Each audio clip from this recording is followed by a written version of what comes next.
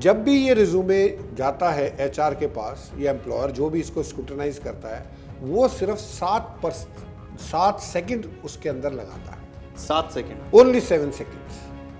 और 7 सेकंड्स में वो डिसाइड कर लेता है कि मेरे को इस कैंडिडेट को बुलाना है, इस कैंडिडेट को नहीं बुलाना है। मैं बताता हूँ आपको। पहले तो ये जानना जरूरी है दर्शकों के लिए कि रिज्यूमे, अच्छा रिज्यूमे क्यों चाहिए। कि रिज्यूमे एक तरह का विजिटिंग कार्ड है। ये आप कंपनियों में भेजते हो नौकरी के लिए, और फिर कंपनी आपके रिज्यूमे को देख के डिसाइड करती है कि आपको जो है इंटरव्यू के लिए बुलाना है कि नहीं। ज़्यादातर लोग किसी और से बनवाते हैं और वो सबसे बड़ी गलती करते हैं। नंबर दूसरा, रिज्यूमे को देख के जो इंटरव्यूअर है वो डायरेक्शन सेट करता है कि मैं इंटरव्यू में क्या क्या क्वेश्चन पूछूंगा रिज्यूमे को देख के। नमस्कार, मेरा नाम है मृत्युंजय और आप देख रहे हैं अमर उजाला। हमारे साथ जो अतिथि मौजूद हैं उनका नाम है रिटायर्ड कर्नल संजीत सिरोही जी। इससे पहले वाले वीडियोस में आप देख भी चुके हैं जब हमने कंपनी की पोजीशन पर बात की थी, कंपनी को आप किस तरह से पहचाने, कंपनी के बारे में क्या जानना चाहिए। आज हम जिस विषय पर बात करने जा रहे हैं वो विषय बहुत महत्वपूर्ण है एक जॉब तलाशने वाले व्यक्ति के लिए, क्योंकि जॉब जब हम तलाशते हैं तो पहला जो हमारा प्रेजेंटेशन होता है, हमारा रिज्यूमे होता है। हमारे पहुंचने से पहले रिज्यूमे पहुंचता है, तो उस रिज्यूमे को कैसे तैयार किया जाए, कैसे उस रिज्यूमे को देख के पहचाना जाए कि आपकी पहचान क्या है, आपकी पर्सनैलिटी क्या है, इसी विषय पर आज हम बात करेंगे। तो सिरोही साहब, क्या है रिज्यूमे? देखिए मृत्युंजय जी, सबसे पहले तो हमको ये समझना है कि रिज्यूमे एक तरह का विजिटिंग कार्ड है जी। जब आप किसी भी अधिकारी से मिलने जाते हैं या किसी से भी मिलने जाते हैं तो आप अपना विजिटिंग कार्ड पियोन के थ्रू अंदर भिजवाते हैं। उसके विजिटिंग कार्ड को देख के वो डिसाइड करता है कि आपको अंदर बुलाना है कि नहीं बुलाना। उसी तरीके से रिज्यूमे है। रिज्यूमे आपका विजिटिंग कार्ड है। ये आप कंपनियों में भेजते हो नौकरी के लिए, और फिर कंपनी आपके रिज्यूमे को देख के डिसाइड करती है कि आपको जो है इंटरव्यू के लिए बुलाना है कि नहीं बुलाना। तो ये चाहिए। तो इसमें मतलब सब आपकी पहचान को आपके पहुंचने से पहले ही वो आपको जान जाता है कौन इंसान है। ठीक है। अब दूसरी चीज है कि ये एक फॉर्मल डॉक्यूमेंट है जिसको नौकरी चाहिए वो बनाता है, लेकिन मेरा तजुर्बा ये कहता है कि ज़्यादातर लोग किसी और से बनवाते हैं और वो सबसे बड़ी गलती करते हैं। अच्छा, मतलब जो थर्ड पर्सन से लोग बनवाते हैं, थर्ड पर्सन से बनवाते हैं, किसी कोचिंग सेंटर से या किसी साइबर कैफे से कह देते हैं भाई ये बना के दे दो, और वो बना के दे देता। उसमें क्या लिखा है वो उनको नहीं मालूम। मतलब उनको लगता है कि अगर हम कहीं बाहर किसी प्रोफेशनलिस्ट से बनवा रहे हैं तो थोड़ा इफेक्टिव लगेगा, थोड़ा इफेक्टिव लगेगा, लेकिन मैं आपको बता रहा हूँ वो बिल्कुल इफेक्टिव नहीं, वो बिल्कुल गलत अप्रोच है।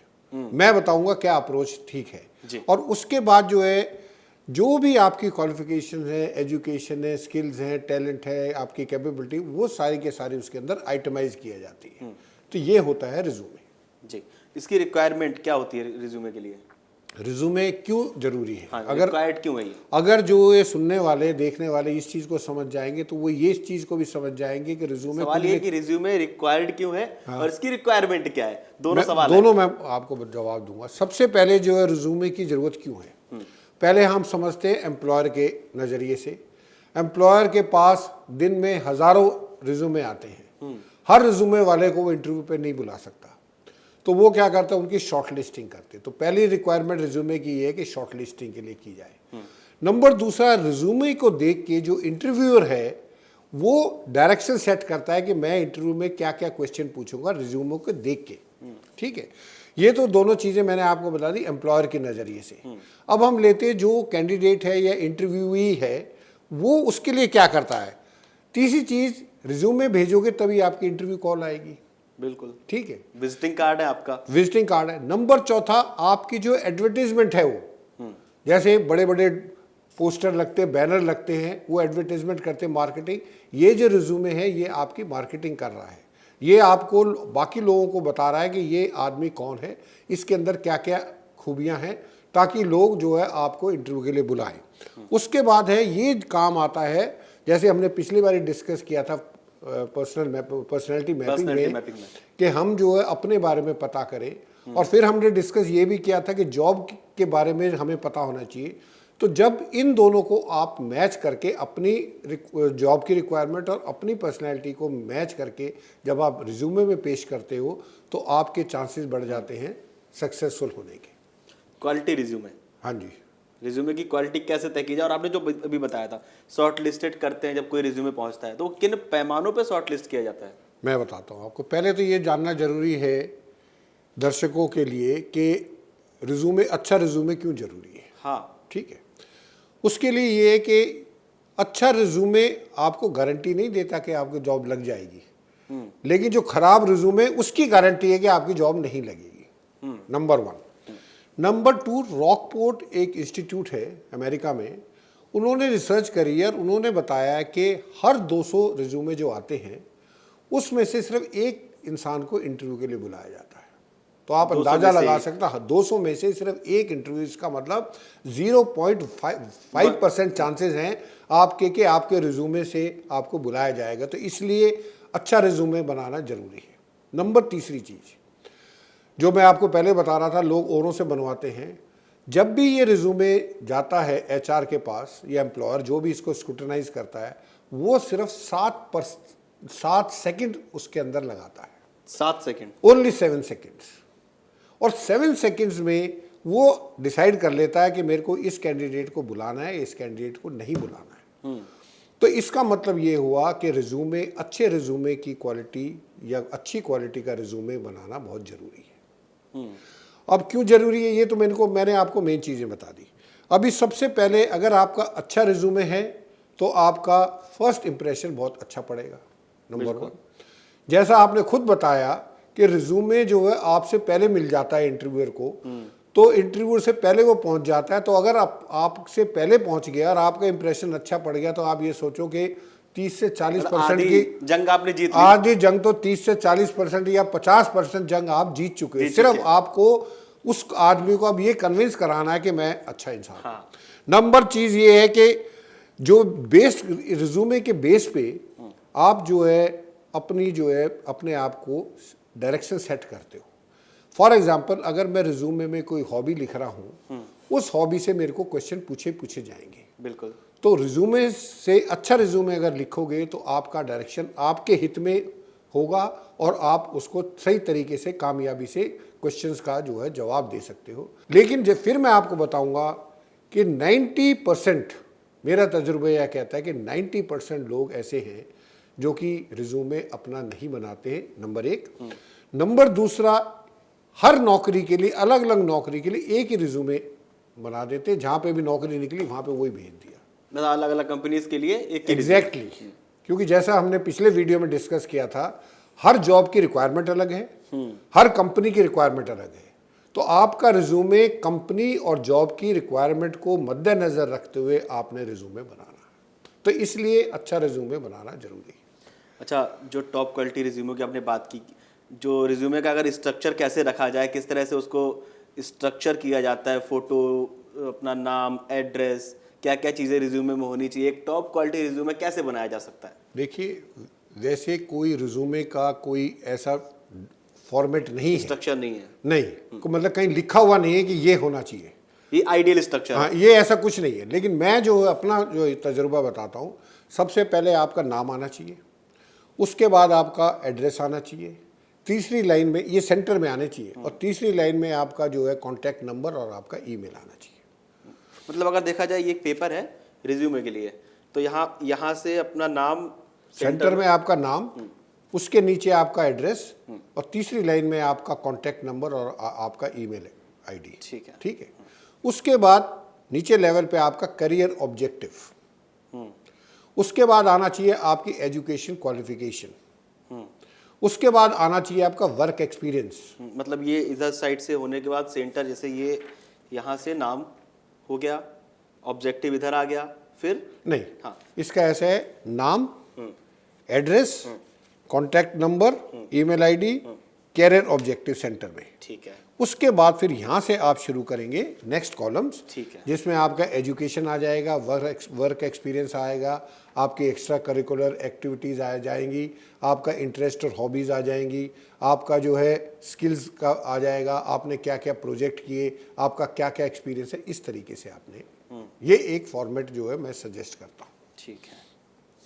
क्या ऑब्जेक्टिव, करियर ऑब्जेक्टिव किस तरह से उस पर लिखे जाने चाहिए, क्या होता है उसका? देखिए, सबसे पहले तो ये है कि करियर ऑब्जेक्टिव है क्या, क्योंकि मैं आपको, जैसे मैंने आपको बताया, 7 सेकंड लगते हैं एम्प्लॉयर को या एचआर के एग्जीक्यूटिव को या एचआर पर्सनल को ये समझने में कि इसे बुलाना है कि नहीं उसको बुलाना है। बुलाना है, क्योंकि इससे ज़्यादा उनके पास टाइम नहीं है। क्योंकि मैंने जैसे आपको बताया, हज़ारों रिज्यूमे जो है इंटरनेट पे घूम रहे हैं आजकल, मतलब लाखों घूम रहे होंगे, हर कंपनी के पास हज़ारों आते हैं, तो वो उसके पास इतना टाइम नहीं है कि इतना टाइम दे। तो वो 7 सेकंड, तो पहली चीज़ क्या देखता है वो, नाम नूम तो बाद में चीज़ है, वो पहले देखता है करियर ऑब्जेक्टिव क्या है। तो करियर ऑब्जेक्टिव आपके लिए एक ब्रांडिंग टाइटल है कि मृत्युंजय जी क्या हैं, क्या ब्रांड है उनका, तो वो आता है करियर ऑब्जेक्टिव में। तो करियर ऑब्जेक्टिव आपका 2 से 3 सेंटेंसेस का होना चाहिए, वेल थॉट आउट होना चाहिए, ठीक है। उसमें आपकी रियलिस्टिक होना चाहिए, मतलब करियर ऑब्जेक्टिव ये नहीं कहना है कि जी मैं चाहता हूं कि मैं अगले 5 साल में इस कंपनी का जनरल मैनेजर बन जाऊं, दैट इज अनरियलिस्टिक, ठीक है। या जी मैं इस कंपनी में आगे बड़े तोप चला दूंगा, that is unrealistic. It should be realistic. उसके बाद इट शुड बी हाइपरबोल नहीं होना चाहिए, अतिशयोक्ति नहीं होनी चाहिए। नहीं, उसके बाद it should be based, it should project your personality, character and your ambition, वो आपकी जो है उसके अंदर झलक आनी चाहिए। चौथी चीज़ है, you should be able to explain it and defend it.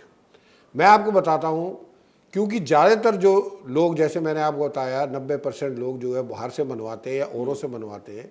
पहला क्वेश्चन जब मैं इंटरव्यू में पूछता हूँ, मैं और कुछ नहीं देखता हूँ, मैं सिर्फ उसका करियर ऑब्जेक्टिव देखता हूँ कि करियर ऑब्जेक्टिव उसका क्या है, और करियर ऑब्जेक्टिव के ऊपर मैं क्वेश्चन पूछता हूँ। और आपको बड़ा सरप्राइज होगा कि वही 90% जो है उस करियर ऑब्जेक्टिव को एक्सप्लेन नहीं कर सकते। इसलिए मैं कह रहा पता हूं, नहीं होता है ना कि उसमें लिखा क्या है, खुद से लिखा नहीं है। नहीं लिखा भी नहीं, और अगर लिखा भी है तो ठीक तरीके से सोचा नहीं होता। आपको क्या लिखना है उसके अंदर, आपको लिखना है कि मैं कौन हूं, ठीक है, और मैं इस कंपनी के लिए क्या कर सकता हूं,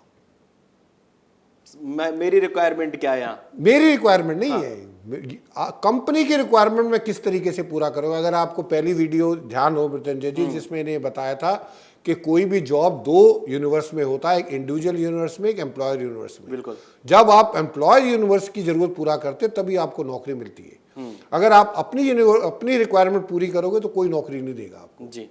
तो इसलिए आपको करियर ऑब्जेक्टिव ये लिखना है कि मैं कौन हूँ, ठीक है, क्या कर सकता हूँ। क्या जैसे मैं फॉर एग्जांपल मैं दे रहा हूँ कि भाई होटल मैनेजमेंट किसी ने की है, ग्रेजुएट है, तो वो लिख सकता है कि I am hotel management graduate and I want to give my best services in the food and beverages department, ठीक है।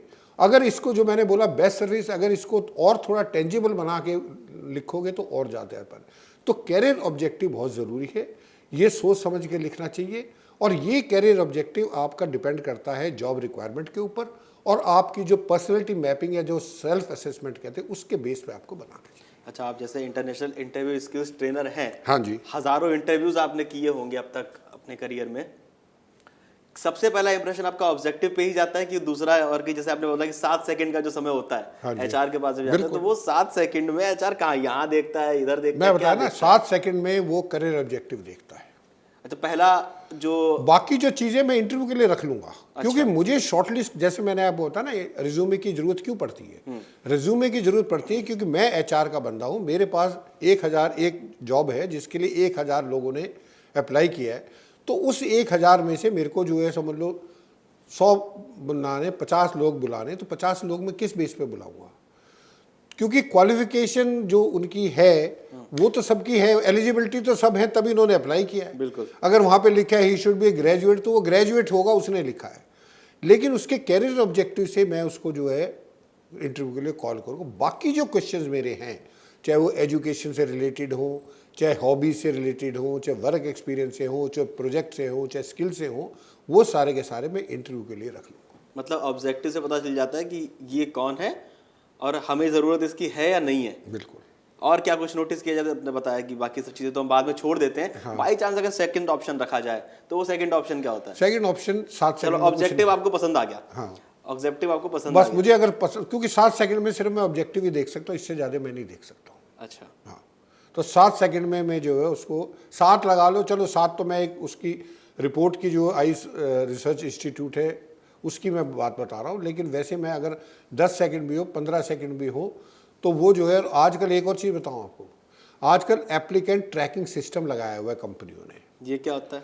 ये होता है कि आप एचआर खुद नहीं देखता है, उस एप्लीकेंट ट्रैकिंग सिस्टम में जो कीवर्ड है जो कि हमने जॉब रिक्वायरमेंट में लिखे होते मतलब वो AI बेस्ड हो गया एक तरह एआई बेस्ड है वो, कि जॉब की रिक्वायरमेंट जो हमने अपनी जॉब एडवर्टीजमेंट में लिखी थी वो हम उसके अंदर फीड करते थे। जब रिज्यूमे के अंदर डालते तो वो जो एप्लीकेंट ट्रैकिंग सिस्टम है वो देखता है कि वो चीज़ें हैं कि नहीं जो हमने डाली थी, उसके बेस पे फिर वो जो है इंटरव्यू के लिए बुलाता है, नहीं बुलाता है। तो आजकल ये मैनुअल की जगह एप्लीकेंट ट्रैकिंग सिस्टम चालू हो चुका है। अच्छा, और कोई टिप्स जो आप हमारे दर्शकों को देना चाहते हो रिज्यूमो को लेकर, कुछ अलग हटके थोड़ा, क्योंकि मैंने लगातार ये आप बताया है तो क्योंकि- लोग आते हैं, आप मिलते हैं उनसे, एक्सपीरियंस होता है आपका, तो कुछ ऐसा अनुभव कभी रहा हो, कोई वो होता है ना कि कभी कोई अटपटे लोग आ जाते हैं या कोई बहुत ब्रिलियंट एकदम बहुत क्वालिटी बेस्ड रिज्यूमे आ गया, कोई ब्रिलियंट एम्प्लॉय आ गया आपके पास, उसका आपने इंटरव्यू किया हो, तो वहां से कुछ ऐसा अनुभव जो हमारे दर्शकों के लिए एकदम थोड़ा रामबाण फायदेमंद साबित हो। सबसे बड़ी चीज़ ये है कि अगर आप देखो रिज्यूमे में मैंने आपको जैसे फॉर्मेट बताया था, उसमें एक रिज्यूमे होता है, एक फॉरवर्ड लुकिंग, एक होता है बैकवर्ड लुकिंग। अभी इसका समझना बहुत जरूरी है। फॉरवर्ड लुकिंग क्या है? कैरियर ऑब्जेक्टिव फॉरवर्ड लुकिंग है कि मैं क्या कर सकता हूँ, और बाकी चीज़ें जो मैंने बताई आपको, एजुकेशन, क्वालिफिकेशन, एक्सपीरियंस, ये चीज़ें, ये बैकवर्ड लुकिंग, मतलब ये चीज़ मेरे अंदर है, ये तो मैं हूँ, ठीक है, ये तो मैंने कर चुका हूँ, तो मेरी क्वालिफिकेशन है, ये तो मैं कर चुका हूँ, अब मैं आगे क्या कर सकता हूँ। तो ज़्यादातर जो होते हैं HR जो एग्जीक्यूटिव, वो ही देखते हैं कि ये क्या इसमें पोटेंशियल है और आगे हमारे लिए किस काम का है। ये जो लिखा है एजुकेशन, क्वालिफिकेशन, वो तो ठीक है, वो तो हज़ारों, हिंदुस्तान में लाखों लोग हैं जिनके पास वही क्वालिफिकेशन है, लेकिन लाखों में सेलेक्ट तो मुझे सिर्फ 10 चाहिए। तो 10 मैं 10 मैं उस बेस पे करूँगा कि इस कैंडिडेट के अंदर, इस रिज्यूमे के अंदर क्या कोई चीज़ ऐसी मुझे दिख रही है जिससे आने वाले समय में इस कैंडिडेट या ये हमारा एम्प्लॉय जो है हमारे लिए बहुत अच्छा साबित हो सकता है। चलिए, बहुत बहुत धन्यवाद आपका हम तक ये सारी जानकारी पहुंचाने के लिए, रिज्यूमे को बताने के लिए। आप लोगों को क्या लगता है सब जानने, सुनने, समझने के बाद रिज्यूमे को लेकर आपका क्या कहना है? आप किस तरह से रिज्यूमे तैयार करते हैं? और ये सब सुनने के बाद अब तो आशा की जा सकती है कि आप अच्छा ही रिज्यूमे तैयार करेंगे। हमें कमेंट करके जरूर बताइएगा आप लोगों को कैसा लगा ये वीडियो। अगर आप ये वीडियो YouTube पर देख रहे हैं तो हमारे चैनल को सब्सक्राइब कर बेल आइकन दबाएं, और Facebook पर देख रहे हैं तो हमारे पेज को लाइक करें। 8 मिलियन प्लस सब्सक्राइबर, आपके इस भरोसे के लिए बहुत धन्यवाद।